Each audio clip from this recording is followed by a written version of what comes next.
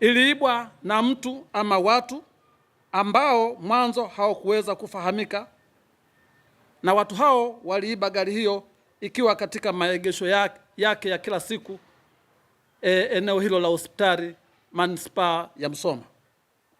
Kutokana na taarifa hizo, Jeshi la Polisi mkoa wa Mara lilianza na upelelezi na uchunguzi wa ufuatiliaji kwa karibu hadi tulipoweza kupata taarifa za namna gari hilo lilivyoweza kutoka mahali hapo, lakini pia tulipata taarifa mahali gari hilo linaloweza kupatikana.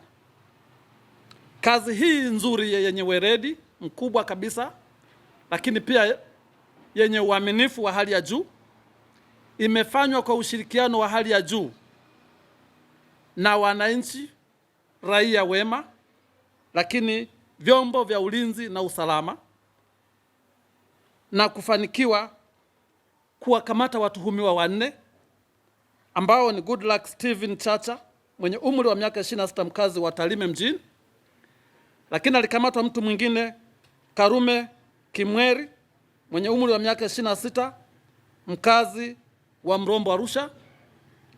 Alikamatwa mtu wa 3 Saidi Hussein Ramadhani mwenye umri wa miaka 39, mkazi wa Arusha huko. Lakini pia alikamatwa Elia Joakim Limo mwenye umri wa miaka 53, naye ni mkazi wa Arusha. Sambamba na watuhumiwa hao, lilikamatwa gari hilo ambalo liliibiwa huko Arusha, likiwa katika hatua za mwisho za kulibadilisha kutoka muonekano ule wa kubeba wagonjwa na kuwa katika muonekano wa kibiashara wa kubeba watalii,